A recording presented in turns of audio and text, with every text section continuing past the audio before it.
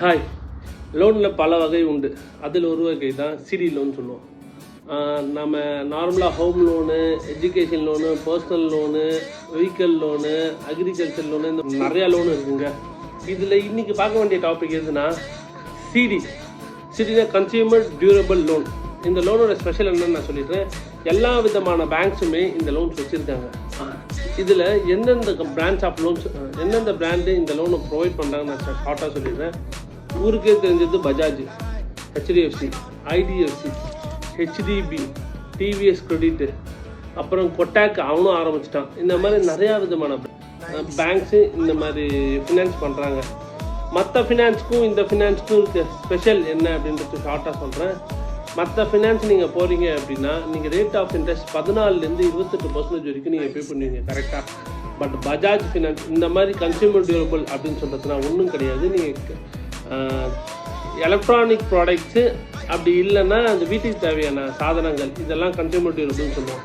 இந்த பொருளுக்கு மட்டும் ரேட் ஆஃப் இன்ட்ரெஸ்ட் யாருமே சார்ஜ் பண்ணக்கூடாது. ஏன்னா எந்த பேங்க்குமே ஃப்ரீயாக தான் கொடுக்குறாங்க, யாரும் சார்ஜ் பண்ணலை. ஆனால் டீலர் டவுன் பேமெண்ட்டுன்னு சொல்லிட்டு சம் ஆஃப் அமௌண்ட்டு ஒரு 2% 5% இனிஷியலாக கேட்பாங்க. நீங்கள் எந்த லோன் எடுத்தாலும் கேட்பாங்க, இந்த லோனுக்கும் கேட்பாங்க. இன்றைக்கான டாபிக் இதுதானா அப்படின்னு கேட்டிங்கன்னா கிடையாது. இதோட மெயின் டாப்பிக்கே நான் இப்போ தான் சொல்ல போகிறேன். நிறையா பெரிய பெரிய யூடியூபர்ஸ்லாம் பார்த்தீங்கன்னா நீங்கள் லோனில் எடுக்காதீங்க, ஈவன் பட்டிமன்றமே சொன்னாங்க, ஐயோ லோனில் எடுக்காதீங்க, நீங்கள் லோனில் எடுக்காதீங்க அப்படின்றது. நீங்கள் மற்ற பொருளுக்கெலாம் சொன்னீங்கன்னா அதுக்கு இன்ட்ரெஸ்ட் அதிகமாக பே பண்ணுவீங்க. நீங்கள் லோனில் எடுத்தால் நீங்கள் நஷ்டமாவீங்க, அது உண்மை தான்.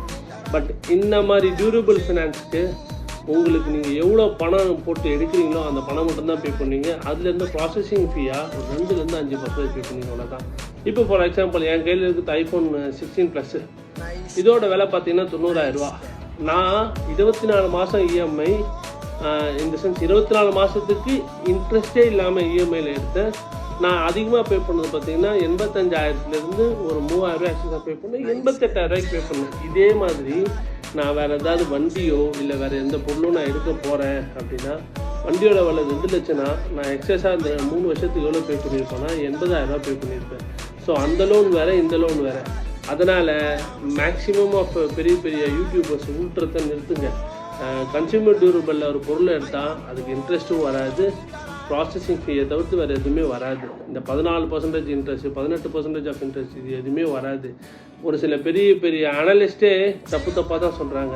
ஸோ எந்த ஃபினான்ஸில் எடுத்தால் எந்த விதமான அமௌண்ட் வரும்ன்றது வெளியே இருக்க மக்களுக்கு தெளிவாக சொல்லுங்கள். நீங்கள் கன்சியூமர் டியூரபிளில் எடுத்தால் ப்ராசஸிங் ஃபீயை தவிர்த்து வேறு எந்த விதமான சார்ஜஸும் வராது. இன்றைக்கான வீடியோ இதை பற்றி தான்.